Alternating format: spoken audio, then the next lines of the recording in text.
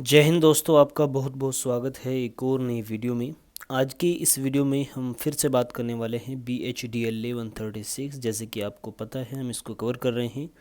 पिछली दो वीडियो में मैंने इसके पूरे असाइनमेंट्स, जो इम्पोर्टेंट क्वेश्चन थे असाइनमेंट्स से रिलेटेड, असाइनमेंट्स में आए हुए, उनको डिस्कस किया था। लगभग 10 क्वेश्चन ऑलरेडी हम इसके डिस्कस कर चुके हैं, जो काफ़ी इंपॉर्टेंट हैं और आपके एग्ज़ाम में आने की उनकी संभावनाएँ काफ़ी ज़्यादा हैं। अगर आपने उन वीडियो को नहीं देखा तो नीचे डिस्क्रिप्शन में आपको लिंक मिल जाएगा, वहाँ से आप जाकर वीडियो को एक्सेस कर सकते हैं, जाकर वीडियो को फ्री में देख सकते हैं। ठीक है, यूट्यूब पर ही हैं, जल्दी से जाइएगा। इस वीडियो को देखने के बाद आप उनको देख लीजिएगा। ठीक है, चलिए वीडियो में आगे बढ़ते हैं। इस वीडियो में हम बात करने वाले हैं जो आपके प्रीवियस एग्ज़ाम में आए हुए क्वेश्चन पेपर हैं, उन से रिलेटेड जो लगातार क्वेश्चन आने की जिनकी संभावनाएं ज़्यादा हैं और जो लगातार क्वेश्चन रिपीट होते आए हैं, उसके आधार पर कुछ ऐसे बहुत बहुत ज़्यादा इम्पोर्टेंट क्वेश्चन हैं जो आपको आने ज़रूरी हैं। ठीक है, इनमें से एक दो क्वेश्चन ज़रूर 100% आपके एग्ज़ाम में आएगा, तो वीडियो के लास्ट तक ज़रूर बने रहिएगा। लगभग ऐसे 6 क्वेश्चन यहाँ पर डिस्कस करने वाला हूँ, बहुत बहुत ज़्यादा इम्पोर्टेंट हैं। तो चलिए वीडियो को स्टार्ट करते हैं बिना देरी किए। चलिए, पहला देखिए जो क्वेश्चन है वो है, जो पहला टॉपिक है वो है आपका, एक मिनट। ठीक है, पहला जो टॉपिक है आपका वो है सरकारी पत्र की रूपरेखा किस तरीके से होती है। ठीक है, सरकारी पत्र की रूपरेखा आपको यहाँ पर बतानी है। तो सरकारी पत्र आप देख लीजिएगा, बिल्कुल एज इट इज़ आपको ध्यान में अपने माइंड में इसको बिठा लेना है। सबसे पहले संख्या होती है, पत्र संख्या। उसके बाद यहाँ पर भारत सरकार, फिर उसके मंत्रालय, यानी विभिन्न मंत्रालयों के बीच में आपस में जो पत्र लेखन चलता है उसकी यहाँ पर एक रूपरेखा बताई गई है। ठीक है, मंत्रालय का नाम, उसके बाद सेवा में सचिव को लिखा जाता है क्योंकि, उसके बाद उसका एड्रेस और दिनांक। ठीक है, यहाँ पर विषय लिखा जाता है, किस विषय में आप पत्र लिख रहे हो दूसरे मंत्रालय को। ठीक है, हो सकता है स्टेट गवर्नमेंट लिख रही हो, केंद्रीय गवर्नमेंट को, ठीक है, सेंट्रल गवर्नमेंट को, या कोई मंत्रालय, स्टेट का मंत्रालय है वो केंद्रीय मंत्रालय को, या स्टेट के आंतरिक मंत्रालय आपस में एक दूसरे को लिख रहे हों। तो ऐसे विभिन्न मंत्रालयों के बीच में आपस में जो पत्र चलता है, पत्राचार चलता है, वो इसी माध्यम से होता है। इस तरीके से उसका जो रूपरेखा है, उसका पैटर्न है, वो इस तरीके से होता है। ठीक है, फिर यहाँ पर महोदय लिखकर यहाँ पर पूरी बातचीत होती है, जो भी बातचीत उनको कहनी है, जो भी रिक्वेस्ट करनी है, जो भी इत्तला देनी है, जो जानकारी देनी है। उसके बाद एंडिंग उसकी इस तरीके से होती है, भवदीय और संयुक्त सचिव भारत सरकार लिखकर इसको ख़त्म किया जाता है। तो एज़ इट इज़ आप इसको माइंड में बिठा लीजिएगा, बिल्कुल एज़ इट इज़ आपको हो सकता है आपके एग्ज़ाम में आ जाए। ठीक है, एक मिनट, हो सकता है आपके एग्ज़ाम में आ जाए, पूछ ले जाए कि सरकारी जो पत्र होते हैं वो किस तरीके से लिखे जाते हैं, उनका प्रारूप तैयार कीजिए। तो आपको भी ऐसा बनाने की ज़रूरत हो सकती है, आपको भी ज़रूरत पड़ सकती है। तो एज़ इट इज़ इसको देख लीजिएगा, जो चीज़ जिस नंबर पर है उसको ध्यान रखिएगा, क्योंकि अगर थोड़ा सा भी इसमें बदलाव हुआ तो कहीं ना कहीं गलत हो जाएगा वो। ठीक है, इसको ध्यान रखिएगा, जो सी चीज़ जितने नंबर पर है उसी को लिखिएगा और बाकी स्टेप वाइज उसको चलना है आगे लेकर। अगला जो क्वेश्चन है इसी तरीके से एक अर्ध सरकारी पत्र का प्रारूप है। अर्ध सरकारी मतलब हो सकता है कि कोई सरकार या किसी आम व्यक्ति के बीच का ये बातचीत हो रही हो, या किसी आम व्यक्ति के द्वारा किसी मंत्रालय को लिखा जा रहा हो, या किसी आम व्यक्ति के द्वारा किसी डिस्ट्रिक्ट मजिस्ट्रेट को लिखा जा रहा हो, या इसके अलावा एनजीओ के द्वारा किसी सरकार को, स्टेट गवर्नमेंट को, सेंट्रल गवर्नमेंट को लिखा जा रहा हो। इस तरीके की बातचीत हो सकती है, तो तब उसको बोलते हैं अर्ध सरकारी। ठीक है, यहाँ पर उत्तर इसका यहाँ से स्टार्ट होता है। यहाँ पर उत्तर में स्टार्टिंग होती है मानव संसाधन विकास, यानी उसके जिस मंत्रालय को पत्र लिखा जा रहा है उसका नाम, उसके बाद एड्रेस और दिनांक, उसके बाद जिसको लिखा जा रहा है उनका नाम, जैसे उनका नाम, उनका फिर पद यानी जो पोस्टिंग है, और उनका मोबाइल नंबर। ठीक है, उसके बाद यहाँ पर अपनी बातचीत रखनी होती है, जो भी उसको बोलना है उस पत्र के माध्यम से, और यहाँ पर एंडिंग कुछ इस तरीके से होती है, साभार आपका, जो यानी जो भी व्यक्ति पत्र लिख रहा है उसका अपना नाम यहाँ पर होना चाहिए। उसके बाद जिसको लिखा है पत्र उसका नाम, उसके जो है मंत्रालय का नाम, शिक्षा मंत्रालय जैसे है, और उसके बाद दिल्ली उसका एड्रेस वगैरह। ठीक है, तो बिल्कुल एज़ इट इज़ इसको भी माइंड में बिठा लीजिए। थोड़ा बहुत इसमें बदलाव है, ज़्यादा बदलाव नहीं है, तो एज़ इट इज़ दोनों को आपको माइंड में रखना है। हो सकता है किसी भी पत्र को आपको लिखने के लिए या उसका प्रारूप बनाने के लिए दे दिया जाए, तो ऐसी स्थिति में आपको इस तरीके का पत्र आपको लिखने की आवश्यकता हो सकती है। ठीक है, तो इतना आप समझ गए हैं। चलिए आगे बढ़ते हैं। 2 क्वेश्चन हमारे कंप्लीट हो चुके हैं, बहुत ही आसान हैं, बहुत ही सरल भाषा में यहाँ पर दिए गए हैं। चलिए आगे बढ़ते हैं और देखते हैं कि अगला क्वेश्चन क्या है। तार्किक लेखन से क्या अभिप्राय है, इसका विस्तृत में आपको वर्णन करना है। ठीक है, तार्किक लेखन देखिए यहाँ पर देखते हैं। तार्किक लेखन, तार्किक लेखन लेखन की एक ऐसी विधि है जिसमें रचनात्मक एक ऐसे विषय पर वर्णन करता है, यानी जो रचना करता है, जो रचना कर रहा है रचनाकार, वो ऐसे विषय पर वर्णन करता है, अपन विषय पर वर्णन करता है और उस विषय को अपने तर्क के माध्यम से इस प्रकार स्पष्ट करता है कि पाठक यानी जो पढ़ने वाला है लेखक की बात को भली भांति अच्छी तरीके से आसान भाषा में समझ जाए। अर्थात तार्किक लेखन में लेखक अपने तर्क के माध्यम से किसी भी विषय पर पाठक को समझाने का प्रयास करते हैं। यानी कोई विषय है जिसमें पाठक नहीं समझ पा रहा है कि क्या चीज़ें हैं, तो लेखक क्या करेगा, उसे अपने दृष्टिकोण से अपने तर्कों के आधार पर उसको समझाने की किसी विभिन्न एग्जाम्पल देकर, अलग अलग उसको जो है उदाहरण देकर चीज़ों को समझाने की, तर्क देकर समझाने की पूरी कोशिश करता है। ठीक है, किसी भी लेखन में सबसे महत्वपूर्ण बात यह होती है कि उस विषय वस्तु का चयन, तार्किक लेखन में विषय वस्तु का चयन का अपना एक विशेष महत्व होता है। ठीक है, चयन और तार्किक लेखन का विषय जो होता है एक अलग इसका महत्व होता है, एक अलग विशेषता होती है, क्योंकि विषय वस्तु के आधार पर ही कोई भी तर्क निर्मित होता है। यानी जिस जो विषय है सब्जेक्ट का, जो भी आपका विषय है उसके आधार पर ही तर्क दिए जाते हैं। ठीक है, उदाहरण के लिए मान लीजिए कि इतिहास में किसी विषय वस्तु पर लिखना है, यानी इतिहास की कोई घटना है उस पर लिखना है, तो ऐसे में उस तर्क पर स्वयं इतिहासकार या इतिहास की प्राचीन सामग्रियों के द्वारा ही तर्क करना पड़ता है। यानी लेखक अगर इतिहासकार नहीं है, इतिहास के बारे में कुछ ज़्यादा नहीं जानता, तो उसको जो है उसकी सामग्री पढ़नी होगी। ठीक है, उसके पांडुलिपियाँ देखनी होगी, या इतिहास के द्वारा जो विशेष इतिहासकारों के द्वारा लिखी गई किताबें हैं उनके आधार पर उनको पढ़ने के बाद ही जो लेखक है इतिहास की उस घटना पर अपने तर्क रख सकता है। ठीक है, तो ये विषय पर डिपेंड करता है कि उसका जो तर्क है लेखक का वो किस तरीके का होगा। किसी भी तार्किक लेखन में तर्क एक महत्वपूर्ण बिंदु है। तार्किक लेखन में लेखक का अपना उद्देश्य होता है और उस उद्देश्य को साबित करने के लिए लेखक का जो तर्क है वो आवश्यकता पड़ती है उसकी। वह किसी भी तर्क के माध्यम से ही अपनी बात को किसी दूसरे को समझाने का प्रयास करता है। यानी जो लेखक है वो जो भी टॉपिक लिख रहा है उसके बारे में अपना जो उसका दृष्टिकोण है, उस दृष्टिकोण पर लोगों को सहमत करने की वो पूरी कोशिश करता है और उसी दृष्टिकोण को सहमत करने सही साबित करने के लिए वो विभिन्न तर्कों का इस्तेमाल करता है, विभिन्न उदाहरणों का इस्तेमाल करता है। वो चीज़ों को लोगों को समझाने में कहीं ना कहीं महत्वपूर्ण भूमिका निभाता है। ठीक है, तो इतना इसमें है, इतना आप इसको ध्यान रखिएगा। अगला क्वेश्चन इसमें है, रचना करते समय किन किन बातों का ध्यान रखना चाहिए, किन किन बातों को हमें ध्यान में रखकर उनको रचना करना चाहिए, तो उसका वर्णन करना है। कोई भी रचना उस समय ज़्यादा प्रभावी होती है जब उसकी रचना करते समय सावधानियां बरती जाएं। ठीक है, किसी भी काम को सावधानीपूर्वक यदि किया जाएगा, सावधानियां बरतते हुए किया जाएगा, तो आसानी अच्छे से उस चीज़ को परफेक्टली किया जा सकता है। इसी तरीके से जब रचना की जाती है तो कुछ पॉइंट हैं, कुछ ध्यान में रखने योग्य बातें हैं जिनको हमें ध्यान रखना चाहिए रचना करने वालों को। तो जो लोग रचना करते हैं उनको, या कुछ चीज़ लिखते हैं, तो उनको किन किन बातों का ध्यान रखना चाहिए, चलिए देखते हैं। किसी भी रचना का प्रारंभ करने से पहले उसके शीर्षक का चुनाव अत्यंत ज़रूरी है। ठीक है, क्योंकि शीर्षक नहीं होगा, टाइटल नहीं होगा, तो किस टाइटल के अंडर वो काम करेगा, किस टाइटल के अंदर चीज़ों को लिखेगा, अत्यंत सावधानी से करना ज़रूरी है। शीर्षक का सही चुनाव होना ये भी बहुत ज़रूरी है, क्योंकि शीर्षक का छोटा और अच्छे से उस पूरे टॉपिक के बारे में शीर्षक को पढ़ते ही लोग समझ जाएं कि हाँ ये टॉपिक किसके बारे में, ये लिखना कहीं ना कहीं बहुत ज़रूरी है। साथ ही शीर्षक छोटा भी होना चाहिए, इसके बारे में यहाँ पर बताया गया है। अगला जो ध्यान योग्य बात है, अगले जो ध्यान में रखने वाली चीज़ है वो है किसी भी रचना में शीर्षक का जो नाम है रखते समय इस बात का ध्यान होना चाहिए, ख्याल होना चाहिए कि इसका नाम ऐसा होना चाहिए कि शीर्षक से ही पूरे विषय के बारे में पता चल जाए। यानी जैसे ही पाठक शीर्षक को पढ़े तो एकदम उसका पता चल जाए कि हाँ ये किस बारे में बातचीत हो रही है, ये पूरा टॉपिक किसके बारे में होगा।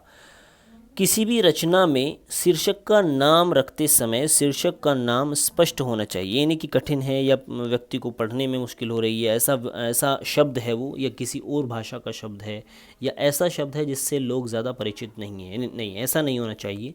स्पष्ट और साफ सुथरा, सही मतलब वाला, जो सही से उस टॉपिक के जो भाव है या जो उसका अर्थ है उसको समझाने की पूरी कोशिश करे, ऐसा शीर्षक आपका होना चाहिए, जिससे कि पाठक को शीर्षक के माध्यम से ही रचना के मुख्य बिंदुओं का, मुख्य जो जानकारी है उसका पता लग जाए कि किस बारे में ये टॉपिक होगा।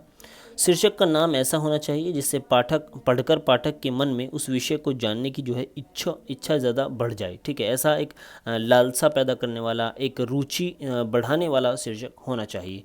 किसी भी रचना का आरंभ करने से पहले प्रस्तावना देना बहुत ज़रूरी है। प्रस्तावना यानी कि शुरुआत की जो 5-6 लाइन या 4-5 लाइन में एक तरीके से ओवरव्यू उसका बताना चाहिए कि किस बारे में यहाँ पर पूरी चर्चा की गई है।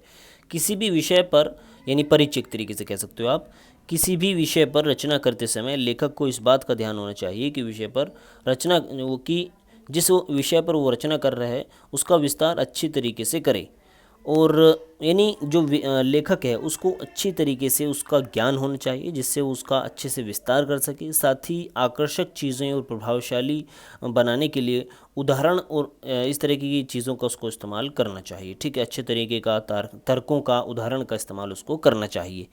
किसी भी विषय पर रचना करते समय इस बात का ज़रूर ध्यान रखना चाहिए कि उसमें भाषा जो है वो सरल स्पष्ट भाषा का इस्तेमाल हो। ठीक है, अगला है इसी में, किसी भी विषय पर चर्चा करते समय इस बात का भी ध्यान होना चाहिए कि हम जो रचना का कर रहे हैं उसका अंत अचानक अंत नहीं होना चाहिए, यानी बल्कि निष्कर्ष देकर ही उसका अंत होना चाहिए। यानी जो भी हम रचना कर रहे हैं सबसे पहले उसको लिखेंगे, उसका एक अच्छा टाइटल देखें। यहाँ पर थोड़ा सा मैं आपको एग्जांपल सहित बता देता हूँ। देखिए, ये हमने कोई टॉपिक हम लिखने की प्रयास कर रहे हैं। ठीक है, कोई टॉपिक हम लिखने जा रहे हैं तो सबसे पहले इसका एक आकर्षक टाइटल हमें लिखना होगा। उसके बाद कुछ लाइनों में इसके हम प्रस्तावना देंगे, यानी परिचय देंगे। ठीक है, परिचय देंगे। ठीक है, परिचय देंगे। उसके बाद आकर्षक चीज़ें उसमें लिखेंगे, साथ ही इसमें कुछ उदाहरण भी देंगे। ठीक है, कुछ उदाहरण भी देंगे, और उसके बाद लास्ट में उसको ऐसे ही छोड़ नहीं देंगे, उसको निष्कर्ष के द्वारा यानी कंक्लूज़न जो होता है उसके माध्यम से उसको कंप्लीट कर देंगे। ठीक है, तो ये चीज़ें कहीं ना कहीं महत्वपूर्ण होती हैं किसी भी चीज़ के लिखने के जब हम लिखते हैं, किसी भी चीज़ की जब हम रचना करते हैं तो ये चीज़ें उसमें समाहित होनी चाहिए, शामिल होनी चाहिए। अगला जो प्रश्न है वो काफ़ी इम्पोर्टेंट है, और पीछे मैंने जो आपका डिस्कस किया था असाइनमेंट्स, उसमें भी ये क्वेश्चन आया था, तो एक बार इसको देखना बहुत ज़रूरी बन जाता है। ठीक है, चलिए इसको देख लेते हैं। अगला जो क्वेश्चन है वो है प्रभावी लेखन किसे कहते हैं? प्रभावी लेखन के लिए कौन कौन सी बातों का या कौन कौन से गुण उसमें होने चाहिए? देखिए, प्रभावी लेखन एक ऐसा लेखन होता है जो किसी भी पाठक को किसी भी विषय पर सोचने समझने के लिए बाध्य कर देता है, इसे प्रभावी लेखन कहते हैं। यानी यदि कोई व्यक्ति उसको पढ़ता है और पढ़ने के बाद उसके अंदर जो पाठक है उसके अंदर कहीं ना कहीं रुचि पैदा हो और वो सोचने समझने या उस चीज़ पर विचार करने के लिए मजबूर हो जाए, तो एक तरीके से कहा जाएगा कि एक प्रभावी लेखन है जिसने इस पाठक पर या पढ़ने वाले पर अच्छा सा प्रभाव डाला है। ठीक है, प्रभावी लेखन पाठक के ऊपर एक अमिट छाप छोड़ता है, यानी कि एक छाप छोड़ता है, एक दृष्टिकोण उसके मन में छोड़ देता है, ताकि वह किसी भी विषय पर सोचे समझे, किसी भी विषय पर खुद से निर्णय लेने का प्रयास करे। प्रभावी लेखन के द्वारा पाठक के अंदर अनेक बदलाव आ जाते हैं। ठीक है, प्रभावी लेखन के गुण कौन कौन से होते हैं तो देख लेते हैं। सबसे पहले भाषा पर पकड़। प्रभावी लेखन के लिए बहुत ज़रूरी है कि जो व्यक्ति प्रभावी लेखन का कार्य कर रहा है उसे भाषा का अच्छा ज्ञान होना चाहिए, उसकी जो भाषा पर पकड़ है वो होनी चाहिए। यानी कोई व्यक्ति यदि हिंदी भाषा में लिखना चाह रहा है एक प्रभावी लेखन, तो कहीं ना कहीं उसकी जो पकड़ है भाषा पर, उसकी जो जानकारी है हिंदी भाषा को लेकर बहुत ज़्यादा होनी चाहिए, तभी वो चीज़ों को हर तरीके से अच्छे से स्पष्ट करने में सक्षम होगा। उसके बाद सरल वाक्यों का प्रयोग होना चाहिए, प्रभावशाली शब्दों का और प्रभावशाली चीज़ों का उसमें इस्तेमाल होना चाहिए, उदाहरणों का इस्तेमाल होना चाहिए। जैसे किसी भी प्रभावी लेखन में लेखक के अंदर यह गुण होना चाहिए कि वह अपने शब्दों से लोगों को या पाठकों को प्रभावित कर सके। ठीक है, बोलचाल की भाषा का इस्तेमाल होना चाहिए किसी भी प्रभावी लेखन में, यानी बोलचाल की जो भाषा का इस्तेमाल होगा तो व्यक्ति उसको यानी कहीं ना कहीं व्यक्ति के आम जीवन से वो रिलेट करती होगी चीज़ें, तो तभी वो उस पर प्रभाव डालने के जो चांस हैं वो बढ़ेंगे, क्योंकि जो चीज़ें हमारे आम जीवन से रिलेट करती हैं वो चीज़ें हम पर सीधे प्रभाव डालती हैं। तो ऐसे में यदि कोई हम ऐसा लेख पढ़ रहे हैं, ऐसी कहानी पढ़ रहे हैं, ऐसे उपन्यास पढ़ रहे हैं जो हमारी आम भाषा में लिखा हो, जिसमें हमारी आम भाषा का इस्तेमाल हो, हमारे आम जीवन की जो घटनाएं हैं वो होती हों, तो उसी से रिलेट करते हो तो कहीं ना कहीं वो बहुत ही महत्वपूर्ण हो जाता है और हमारे पर एक अच्छा सा प्रभाव छोड़कर जाएगा। उसके बाद मुहावरेदार भाषा का भी इस्तेमाल होना चाहिए। उसी भाषा के मुहावरे जो हैं वो कहीं ना कहीं अच्छे होते हैं, वो गुणात्मक चीज़ है, ठीक है। व्याकरण का शुद्ध होना चाहिए। जैसे किसी भी प्रभावी लेखन में प्रभावी लेखक के अंदर ये गुण होना चाहिए कि उस लेखन में शुद्ध व्याकरण का इस्तेमाल हो, शुद्ध व्याकरण के जो शब्द हैं उनका इस्तेमाल हो, कहीं गलती या ऐसी चीज़ों का इस्तेमाल नहीं होना चाहिए। उसके बाद अलंकारिता का इस्तेमाल हो, अप्रभावी का होना। देखिए किसी भी प्रभावी लेखन में प्रभावी लेखन का अनुभव होना काफ़ी आवश्यक है, ठीक है, क्योंकि अनुभवी के अभाव में वह अच्छा प्रभावशाली लेखन नहीं कर सकता। यानी देखिए जो अप्रभावी नहीं, अनुभव है, ठीक है। यानी जो व्यक्ति लेखन कर रहा है तब वो प्रभावी लेखन लिखने में सक्षम होगा जब वो पहले से एक्सपीरियंस्ड हो, ठीक है, ऐसे लेख लिख चुका हो और लिखते लिखते वो एक तरीके से परफेक्शन उसके अंदर आ गया हो, उसके अंदर वो गुण पैदा, स्किल्स पैदा हो गए हों कि वो एक प्रभावी लेखन लिखने में सक्षम है। तो तभी उसके द्वारा लिखे गए जो लेख हैं वो प्रभावी या कहीं ना कहीं इफेक्टिव हो सकते हैं। चलिए, इसमें जो अगला क्वेश्चन है वो है अनुवाद किसे कहते हैं। तो प्रभावी लेखन आप समझ गए, ठीक है। आई होप कि इतना आप समझ गए हैं। ये लगभग लास्ट क्वेश्चन है शायद, ठीक है, हाँ ये लास्ट क्वेश्चन है। चलिए इसकी तरफ आगे बढ़ते हैं। अनुवाद किसे कहते हैं, एक अनुवादक में कौन कौन से गुण होने चाहिए वर्णन करें, ठीक है। देखिए अनुवाद यानी अनुवादकर्ता, जो अनुवाद करने वाले हैं उसमें क्या कौन कौन से गुण होने चाहिए, जो व्यक्ति अनुवाद कर रहा है उसमें कौन कौन से गुण होने चाहिए, साथ ही अनुवाद किसे कहते हैं। देखिए किसी एक भाषा में व्यक्ति विचारों और भावों को दूसरी भाषा में परिवर्तन करना तथा बदलना अनुवाद कहलाता है। जैसे कोई भाषा कोई उर्दू भाषा में या संस्कृत भाषा में या फारसी भाषा में या कोई अन्य भाषा में या इंग्लिश भाषा में कोई लेख लिखा है, कोई कहानी, कोई उपन्यास, कोई भी आर्टिकल, कोई भी चीज़ लिखी हुई है, कोई भी रचना लिखी हुई है, उसको अनुवाद कर कर हिंदी भाषा में हिंदी भाषा के जो पाठक हैं उनको लिए इसी तरीके से एक अच्छे से जिस तरीके से जो भाव पढ़ना जो इफ़ेक्टिवली लिखा गया है किसी मूल भाषा में, उसका दूसरी भाषा में लिखना, ठीक है, यही अनुवाद है। यानी जैसे मैं कोई इंग्लिश, जैसे ट्रांसलेशन आप इसको कह सकते हो, ठीक है, ट्रांसलेशन। जो व्यक्ति एक भाषा और भाव और विचारों को दूसरी भाषा में बदलता है उसे हम अनुवादक कहते हैं। यानी जो इस काम को करता है वो अनुवादक होता है, ट्रांसलेटर होता है, ठीक है। सबसे पहले देखिए यहाँ पर देखते हैं उसके बाद कि अनुवादक में क्या क्या गुण होने चाहिए, क्या क्या गुण होने चाहिए एक अच्छा अनुवादक बनने के लिए। सबसे पहले दोनों भाषाओं का ज्ञान होना चाहिए। यानी जिस भाषा में वो परिवर्तन ला रहा है, यानी जिस भाषा का उसे दो भाषाओं का उसको ज्ञान होना चाहिए। यानी जैसे इंग्लिश और हिंदी, तो तभी वो सक्षम होगा हिंदी के लेख इंग्लिश में ट्रांसलेट और इंग्लिश के लेख हिंदी में ट्रांसलेट करने में, जब उसे दोनों भाषाओं का अच्छे से ज्ञान हो। उसके बाद बहुज्ञाता का ज्ञान हो। एक सफल अनुवादक बनने के लिए यह बहुत ज़रूरी है कि उस व्यक्ति में बहुज्ञान हो, क्योंकि ज्ञान के अभाव में कोई भी व्यक्ति सफल अनुवाद नहीं कर सकता। साथ ही देखिए सिर्फ लैंग्वेज का इस्तेमाल ज्ञान नहीं होना चाहिए। सिर्फ लैंग्वेज का अगर किसी व्यक्ति को ज्ञान है तो उससे भी वो भी सफिशिएंट नहीं होगा। उस व्यक्ति के अंदर विभिन्न सब्जेक्ट्स से रिलेटेड और विभिन्न आयामों से संबंधित चीज़ों को, यानी बहुत एक तरीके से विशेषज्ञ होना चाहिए एक व्यक्ति। बहुत सारा उसके अंदर ज्ञान होना चाहिए। हर एक विषय पर वो उसको अच्छे से बहुत सी चीज़ों को जानता हो, ज़्यादा से ज़्यादा विषयों के बारे में जानता हूँ, ज़्यादा से ज़्यादा उसने विषय पढ़े हों, ठीक है, बहुत सारी चीज़ों का उसको ज्ञान हो, तभी वो अपना दृष्टिकोण एक अच्छे से रख सकता है और अच्छे से अनुवाद कर सकता है। उसके बाद आता है विवेकशीलता का होना। यानी जो चीज़ लिखी है उसको अच्छे से इसी तरीके से प्रदर्शित करना। यानी ये नहीं होना चाहिए कि यदि कोई चीज़ रखी है तो वो चीज़ यदि उसके दृष्टिकोण से मैच नहीं करती तो वो उसको बदल कर किसी और चीज़ में उसको बदल दे, तो कहीं ना कहीं वो उसका मतलब बदल जाएगा। जैसे किसी एक भाषा के भाव विचार को दूसरी भाषा में अनुवाद करना कोई आसान कार्य नहीं है। इसलिए अनुवादक के अंदर जो विवेकशीलता है उसका होना ज़रूरी है, ठीक है। विवेकशीलता मतलब होता है खुद से एक तरीके से विवेक लेना, कहीं ना कहीं डिसीजन लेना, ठीक है।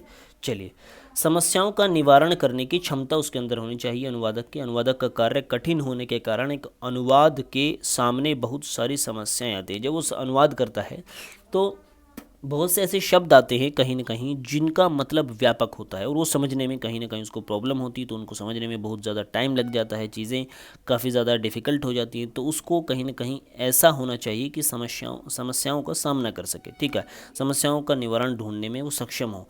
प्रतिभावान होना चाहिए व्यक्ति, शब्दकोश का उसके अंदर उसके पास पूरा भंडार होना चाहिए, नहीं पूरा उसको जो दोनों शब्द जो भाषाएं हैं, जिस भाषा का वो इस्तेमाल कर रहा है और जिस भाषा में वो ट्रांसलेट कर रहा है, दोनों का उसको अच्छे से शब्द ज्ञान होना चाहिए। क्योंकि शब्दों का अगर उसके पास ज्ञान नहीं है तो शब्दों को समझ नहीं पाएगा। तो शब्दों का कोश, शब्द भंडार उसके पास पूरा होना चाहिए अच्छे से, ठीक है। सतर्कता का उसके अंदर होना चाहिए। एक सफल अनुवादक बनने के लिए अनुवादक में सतर्कता का होना बहुत ज़रूरी है, क्योंकि अनुवाद का कार्य कठिन होता है, इसलिए सतर्क रहना, व्यक्ति को एक्टिव रहना ज़रूरी है।